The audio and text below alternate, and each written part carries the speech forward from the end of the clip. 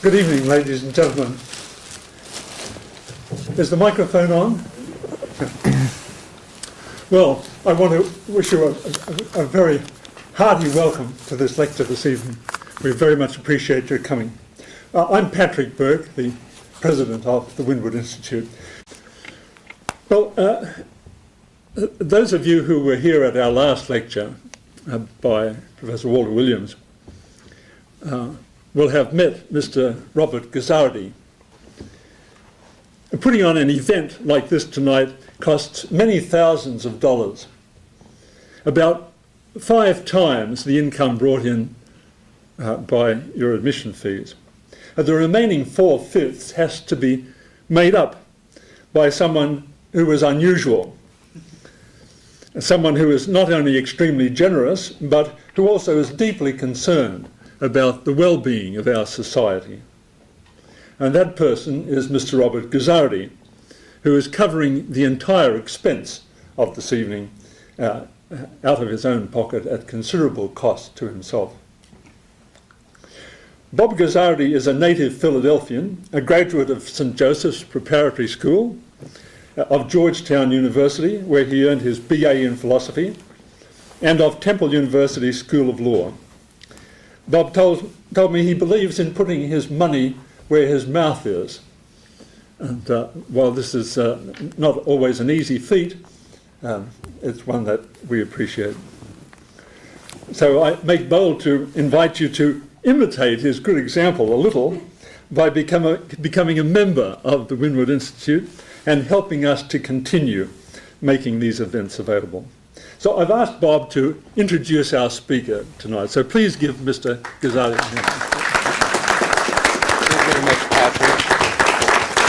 Actually, I had a variation on I said, if you believe in something, you write a check. I get involved in politics, and there's a lot of drama about it, but you know when somebody believes when they actually write a check.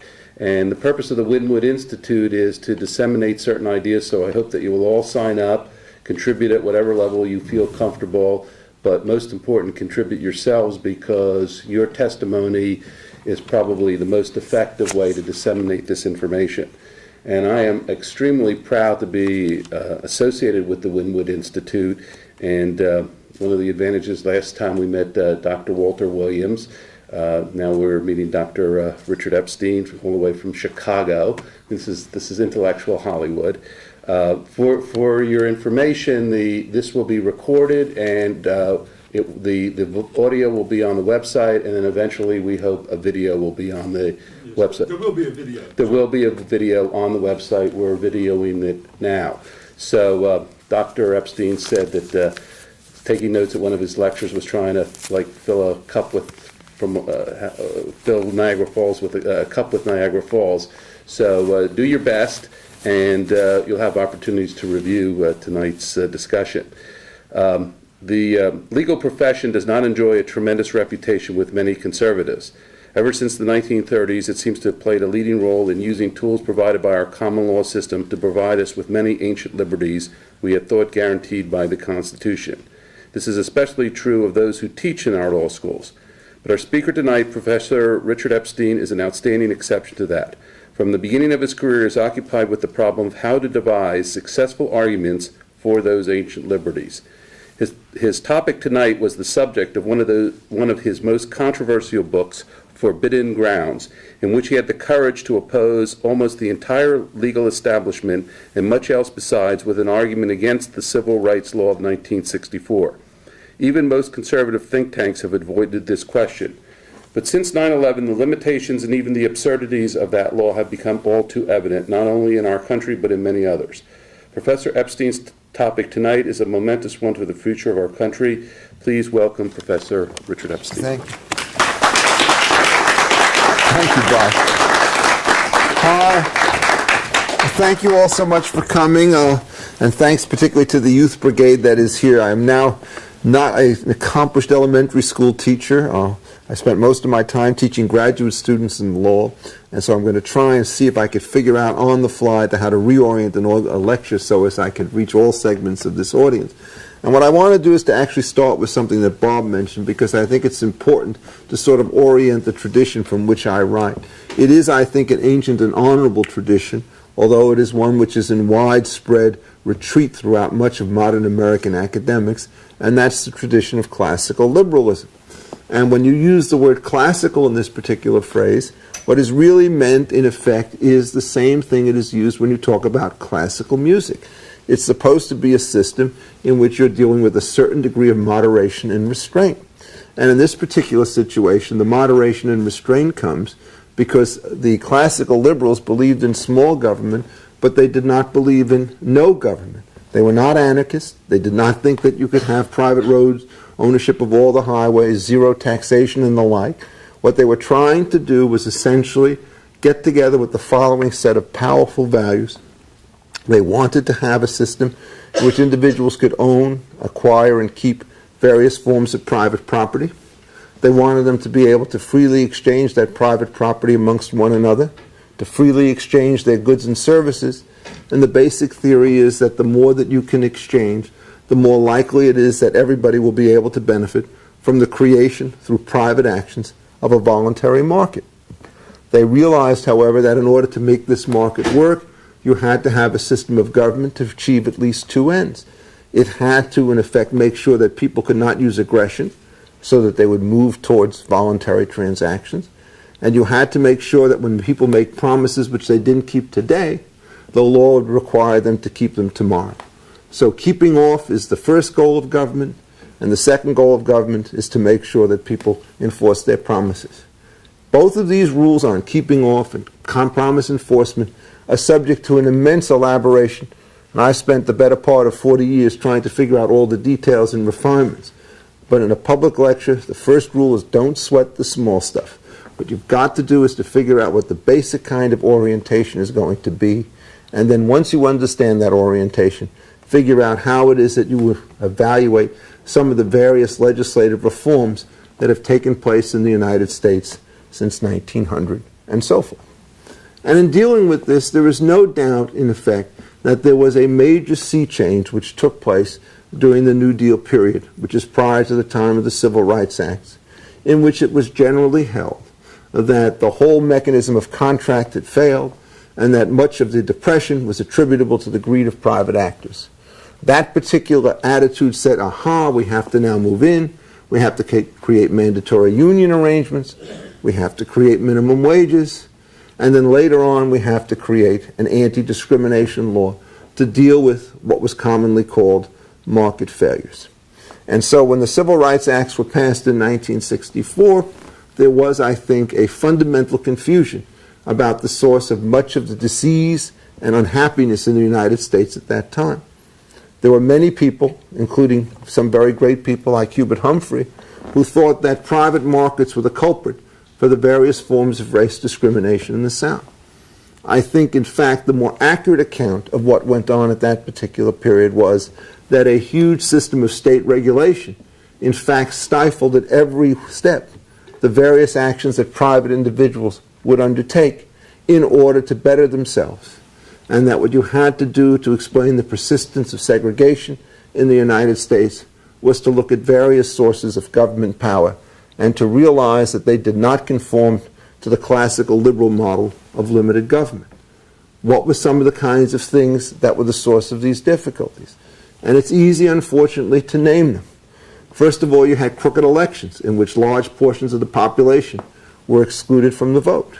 And one of the good things about the 1964 Act, at least in its original interpretation, was that it tried to remove these state barriers to the franchise so that the political institutions would reflect not part of the nation, but the entire nation.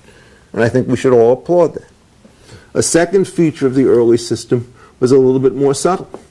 It turned out that you had corrupt and biased police forces, in part because you had an electorate which denied some of its members the right to vote. This was accompanied by private violence, which would effectively limit the ability of new people to come into a community and to set up business and to serve those who were underserved by established institutions. And finally, you had something which is not widely appreciated, but one of the ways in which you could keep out people from the South is simply to refuse them the appropriate connections to the water system, to the electrical system, if they don't play in accordance with the segregationist rules. So that the prescription that the classical liberal has about the way in which you try to correct discrimination in this society, to the extent that it is a real cancer, and in many cases it is you don't try to increase the size of government. You try to reduce the size of government. And you try to make sure that those institutions that are biased and corrupt in fact serve all the public and not only part of it.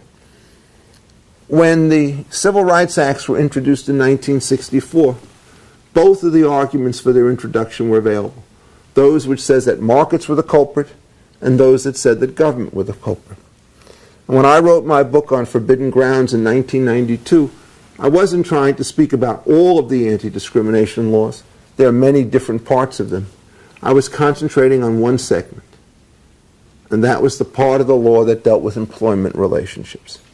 The great introduction of the 1964 Civil Rights Act said that no employer shall be allowed to discriminate against any individual on the grounds of that individual's race or sex or national origin or religion.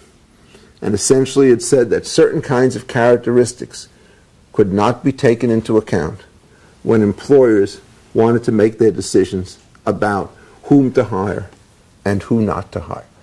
And the reason I called my book Forbidden Grounds was because these were the grounds on which it was now said to be unlawful to base the decisions on whether or not to hire or to promote or to retain or to give a raise to any particular person.